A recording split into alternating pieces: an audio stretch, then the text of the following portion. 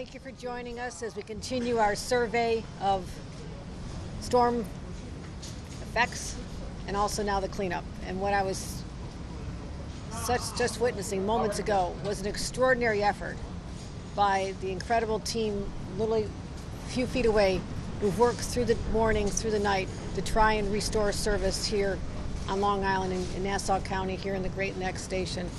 The Port Washington line has been disrupted considerably, and they are working tirelessly to restore the tracks so they're safe once again, and they anticipate in the next few hours they'll be able to make some announcements as to the timing. So that's what we just saw, but I want to thank the incredible leaders who are with me here today. Jan Oliver, first of all, I've been on the job a week. We've already had, there you are. We've had some other shutdowns and disasters, and I feel very confident in his leadership.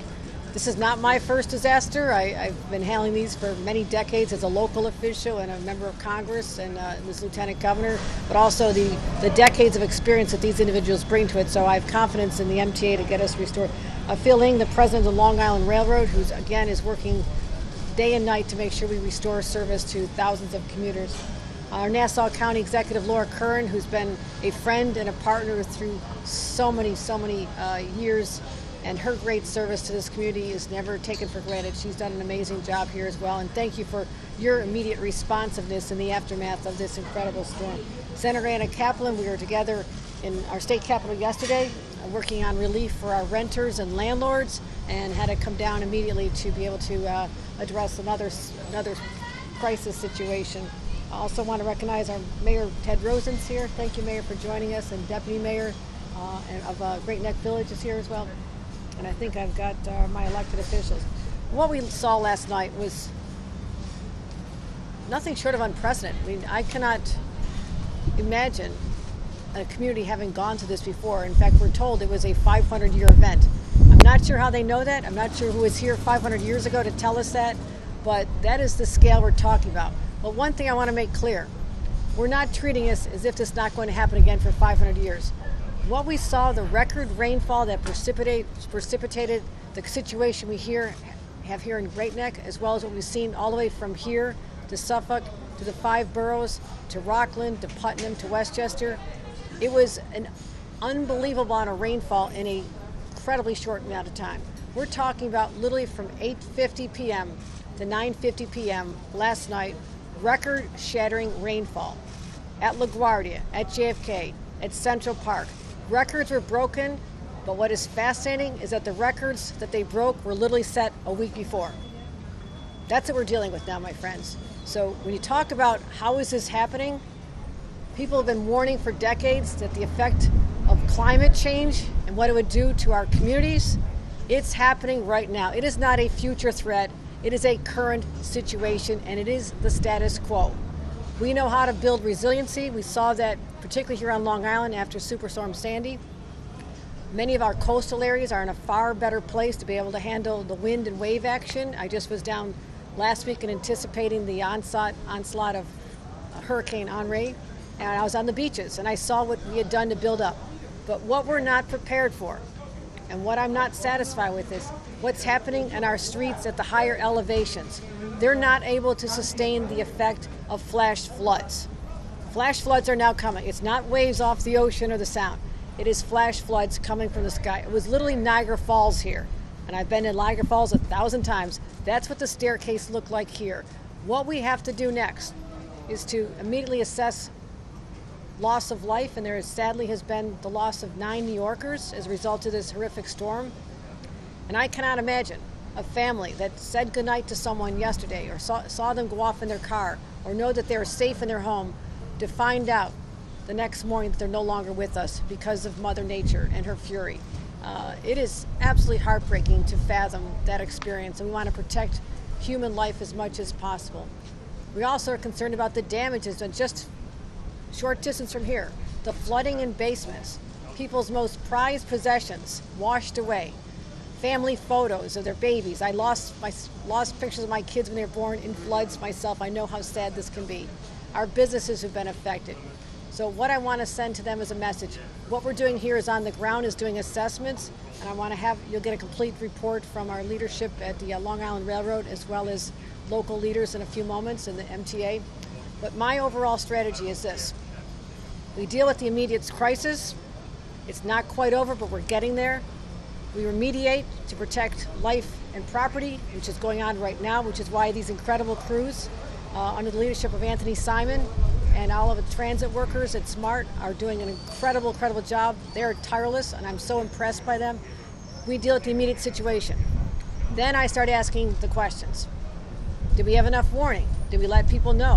Did we shut down subways earlier? Was there a breakdown in communication with the weather systems? Were we prepared enough? I am going to intensely ask those questions, get the answers, and when I get them, I will share them with the public. Because every crisis is an opportunity to learn and to improve and be more prepared for the next one. I have been through countless physical disasters, natural disasters, and so that's the approach I'm going to take. But that's in the short term. The long term is, how do we get more infrastructure dollars to communities like this?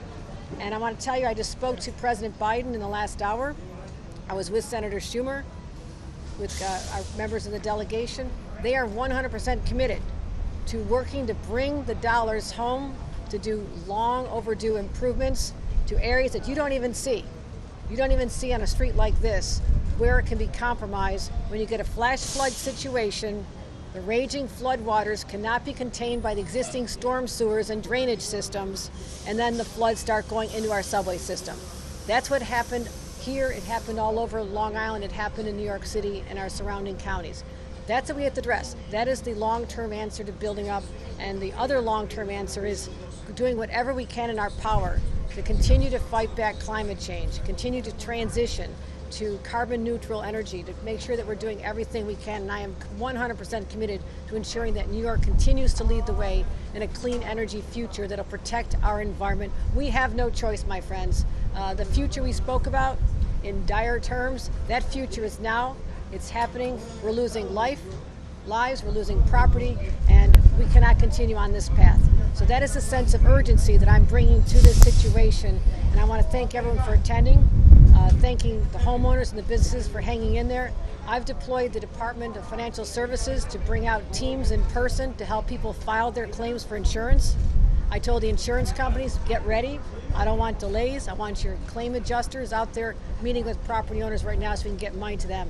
And I also, lastly, I want to tell you that President Biden assured me that anything we ask for, he will grant. So we're doing our FEMA assessments almost immediately to determine the scope of the expenses that have been incurred by municipalities, the state government, as well as homeowners and businesses. We'll put together that package. I fully anticipate that it'll exceed the $30 million threshold in order to apply for FEMA funds. And then the president said the second he gets it, he'll sign it and make it happen so the money can start flowing to give us relief. That was the commitment I received from President Biden. He said, Kathy, whatever you need, I'm there for you. So I will take that to heart, and I know that he means that sincerely. And I just want at this time thank everyone again for coming out, and I'll turn it over to Jan Oliver, our leader at the MTA, and thank him for everything he has done. A lot of sleepless nights starting. It just never seems to stop. I've always said sleep is overrated, so we're going to be just fine, so don't worry about us. Governor, you assumed your position a short time ago, but yet you and I have got to know each other through a couple of emergencies, and somebody asked me, how is it dealing with the new governor? And I said, before she was a senior state official, before she was a congresswoman, the governor was a local elected official, and her experience in emergency management has showed the partnership has been extraordinary. Her interest in the specific details of how we were managing the crisis, what was the impact on people's lives and our ability to recover. It's been a great partnership, and the proof is in the pudding. The Long Island Railroad is operating on every branch today. No one would have thought that was possible last night.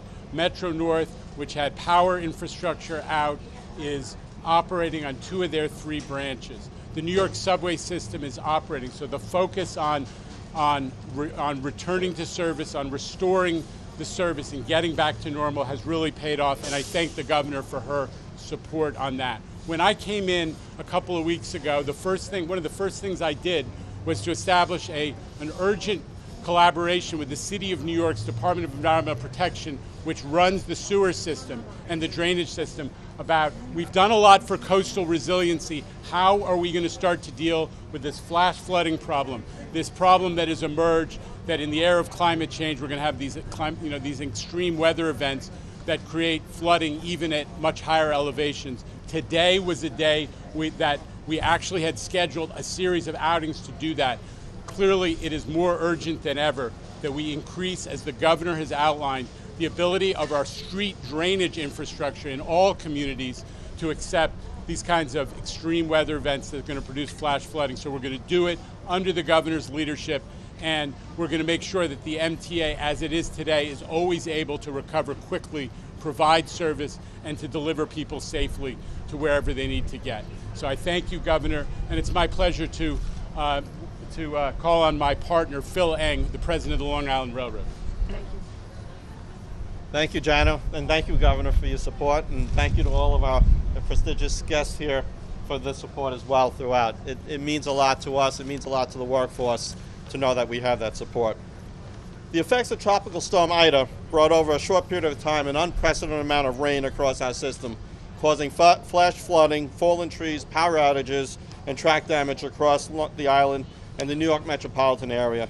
But despite the wrath of Tropical Storm Ida, I'm proud to report that we were able to restart restoring service on Long Island Railroad around 4 a.m. this morning. Working around the clock, we began restoring service on most branches and now have 9 of 11 in full operation. Oyster Bay is limited operation, but it is running single track. And Port Washington, as you can see, the workers are here, and we will have that single track back this afternoon with full service by the morning rush hour on Port Washington.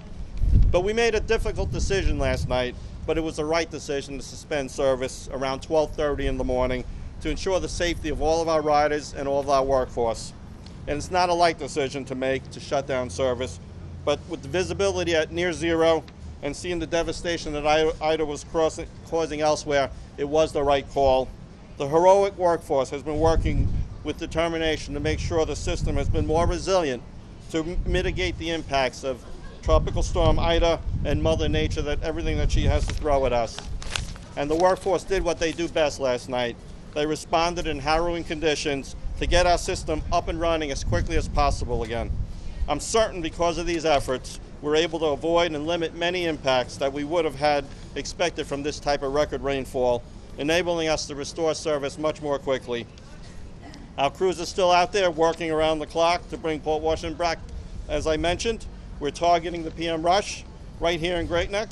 Debris, you can see it, but they are there, and we'll put new ballast, we'll run test trains, and we'll make sure it's safe to restore service this afternoon.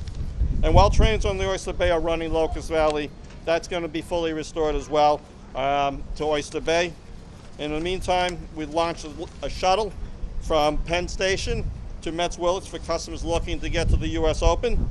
I'd like to give a special thanks to our Senior Vice President of Operations, Rob Free.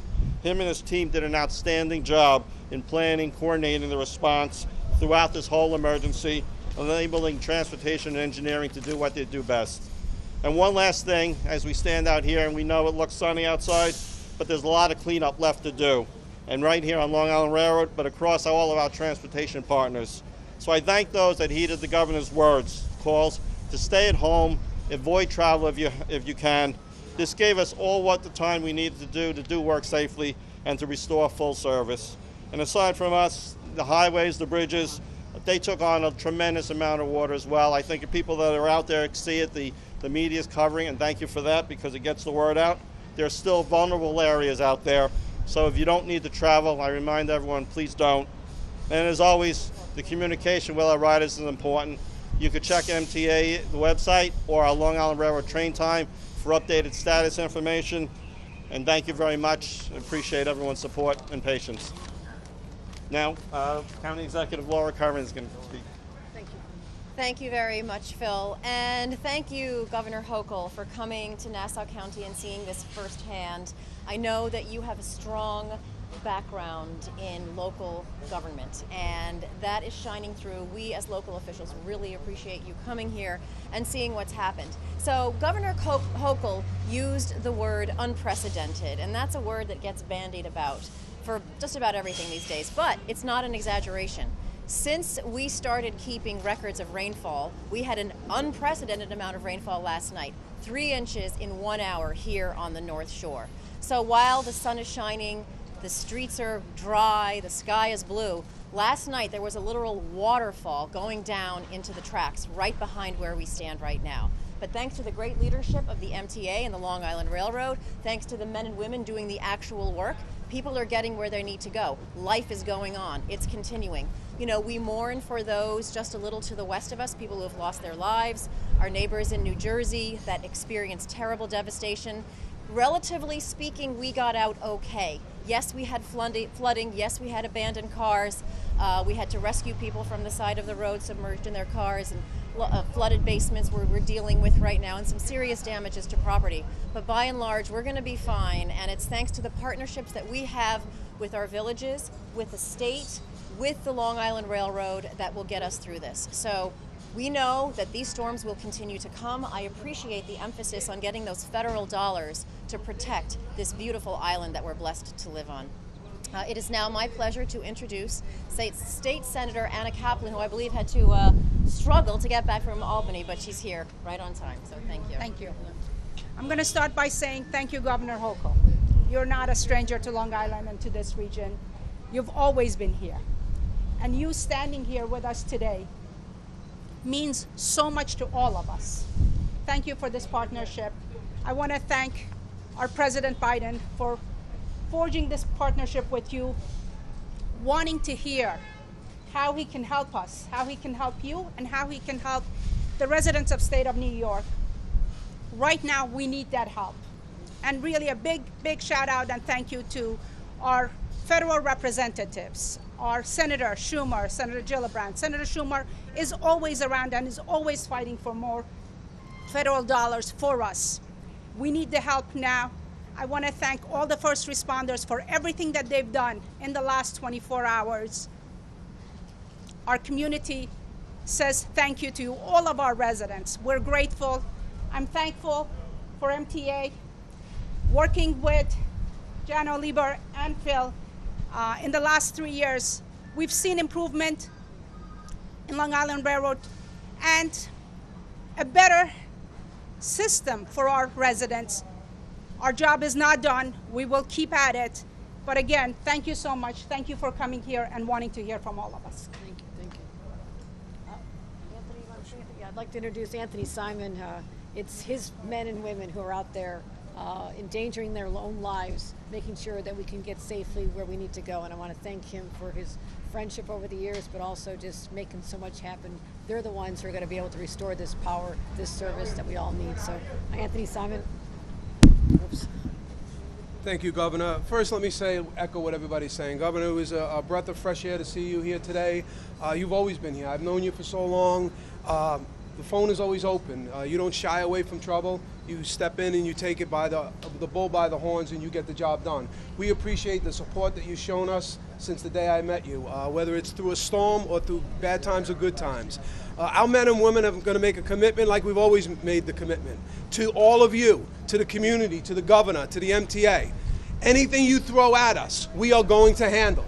We hope it doesn't come, but we are ready. We will work as we have been around the clock to restore service. We will not listen to outside noise. We will get the job done like we always do in a safe way and protect you and the entire community. And our county executive has been a partner with us, as well as our senator and the mayor from Great Neck. We won't stop. I give you my word as the leader of the largest organization on Long Island Railroad. I will be out here with them, making sure they are safe so that you are safe. So, Governor, thank you. We appreciate you, and you all should appreciate what's coming now is a strong leader in the governor, and she will be here to protect us no matter when it's night, day, or good or bad. So thank you, and thank you all for supporting us. Thank you very much. Mayor, did you want to add anything? Yeah. Mayor Rosen from the great community of Great Neck. Thank you. Thank you, Governor, for being here. We are very happy to welcome the governor to our village. I don't know that there has ever been an incoming governor in the history of New York State that has had to deal with such major weather impacts in the very early days of her administration. And we are very pleased in the way she's done that. She's assumed leadership decisive, strong leadership, and we thank you for that. This was a terrible storm. There's no doubt about it. And we mourn, as the county executive and the governor said, we mourn the loss of those whose lives were lost. And we are thankful for our first responders. We particularly have to thank the MTA and the Long Island Railroad and the workers who are on the tracks right now. If you could see the pictures from last night, this really was Niagara Falls. And service, I'm told, will be restored shortly. And that's really due to the hard work and dedication of the workers of the Long Island Railroad, and we are very thankful for that. Here in Great Neck Plaza, we had a tough time. Luckily, it was not as bad as it could have been, but because of the flooding, we did sustain floods in a number of our buildings, including the village garage, the bottom level of the village hall, one of our municipal garages. And I think it falls to all of us to find ways, working together, as I know we will with the new governor and with the county executive and our state senator, to find ways to mitigate the short-term consequences of these storms, which apparently are coming now with more frequency. And beyond that, we have to find ways to mitigate the long-term consequences of climate change. So again, we thank the governor for being here today.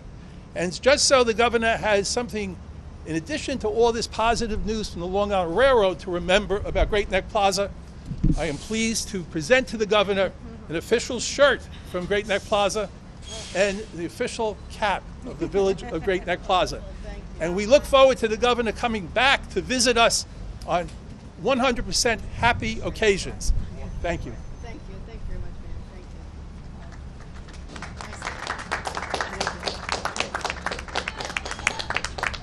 you. I like your hat better than mine. I'm going to switch that out.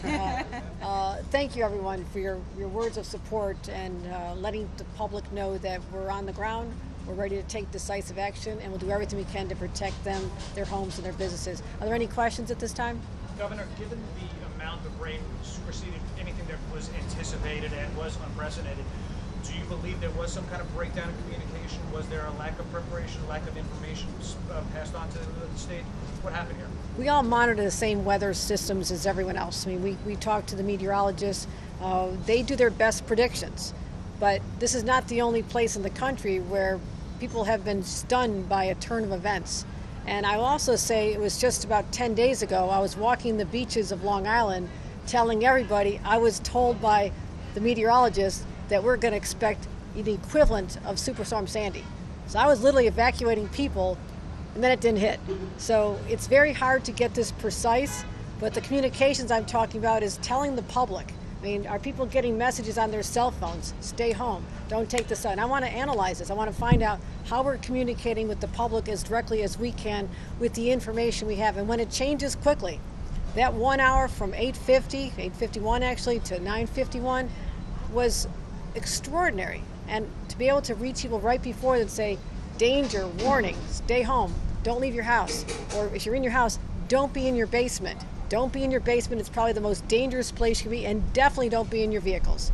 So I'm going to analyze that and find out what we knew exactly when, but we are following traditional mechanisms for communication from the weather sources. A question probably for President Eng. We know the railroad's vulnerability to extreme weather. Typically we're talking about temperatures, snow, wind. Not often do we hear about rainfall kind of crippling the Long Island Railroad. Can you spell out exactly what this amount of rainfall does to the Long Island Railroad's infrastructure? So one of the things that we have been doing over the last 2 years when I first joined the railroad is actually to look at what we needed to protect the railroad. And on the Long Island Railroad forward, we've been replacing switches, we've been replacing the drainage system because we know that rainfall is a part of these storms, not only wind, not only snow events, but this type of rain is something. And then you mentioned, we plan for the worst, even though the weather report did not indicate it to be as strong. The system actually held up phenomenal given the amount of rain that we had. And that's a testament to the amount of work we've done over the last few years. It's a testament to the planning we did in advance of this storm and the fact that we restored in such time. It shows that things that would have traditionally happened had we not done that work we prevented it, we avoided it, and that's why service is back. We made the right decision at 12:30 in the morning to suspend, to keep everyone safe, but then we were able to start bringing it back again with under 4 hours. We're prepared for all of that. We know Mother Nature has gotten much tougher, and the events are much more severe and more frequent. So we're always going to be on our toes, regardless of our predictions and any event, whether it's Mother Nature or otherwise. Thank you. All right, thank you all for coming out. Appreciate it. Thank you.